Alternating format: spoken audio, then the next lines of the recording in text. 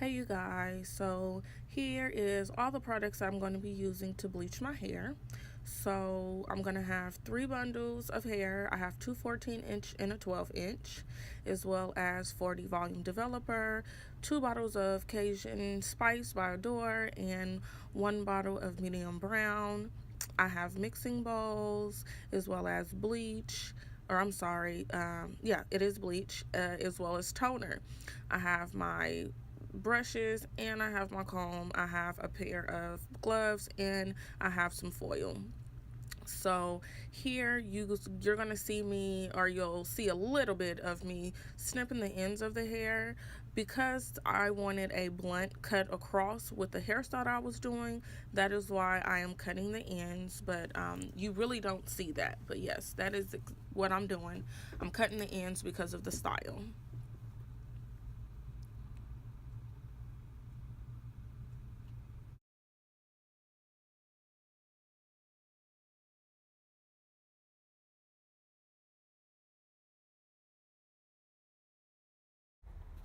Okay, so here you guys will see me putting my gloves on. You want to make sure that you have some protection because the bleach can burn your skin and cause irritation. So you want to make sure that you are fully protected.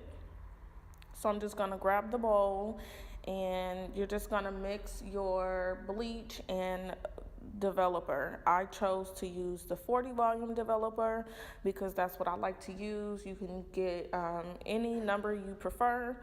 40 is what I did.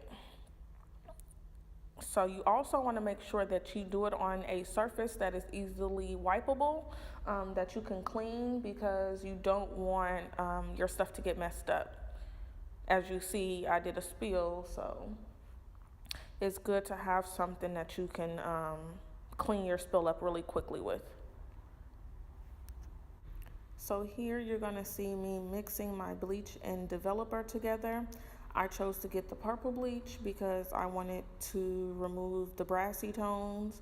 I am doing an ombre effect, so I wanted my ends to be the lightest, and so I just chose to do the purple because I felt like that would give me a better effect of what I wanted. So you'll also see me mixing. Now I don't do any specific types of measurements when it comes to my bleach and developer. I just pretty much eye it. You just want to make sure that it's not clumpy. You've mixed everything like you're supposed to, as well as you don't want it to be runny either. Please excuse the background noise. I'm gonna try to keep it to at minimum as possible, but I am in the lobby of my job doing this voiceover, so yeah. But you just gonna see me mixing it all up, making sure that there's no clumps. You definitely want to make sure you get the sides and the bottom of the bowl. Here you see me adding in the color corrector. So this is going to also help remove some of the reds and brassy tones that may come up when the bleaching process. Some people add the color corrector at the end after the hair is bleached. They'll put it on and let it sit, but I just chose to do both steps in one. So that is why you see me mixing the color corrector into the bleach.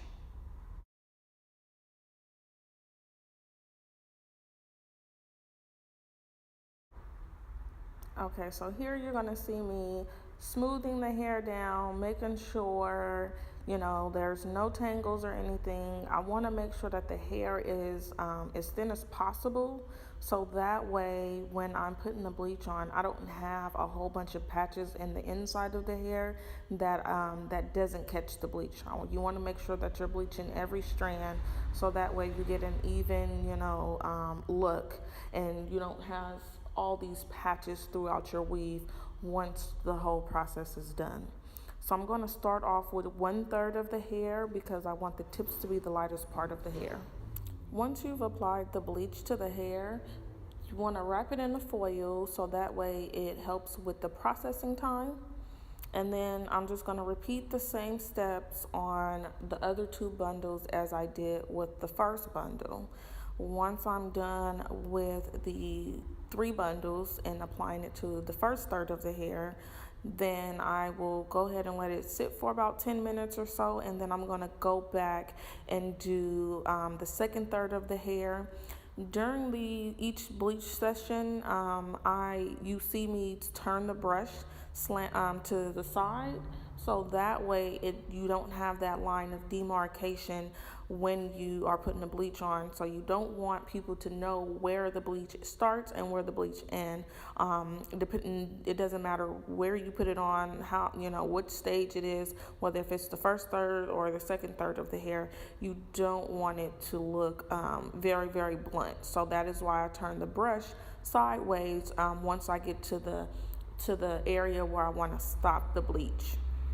And then after that, once I've applied the bleach to all the hair and it's gotten to the color that I want, I'm going to go ahead and rinse the bleach out and wash the hair. And then I'm going to apply the color to the hair. So I'm going to pretty much stop talking and just kind of just let you see the process, and then I'll come back to you guys.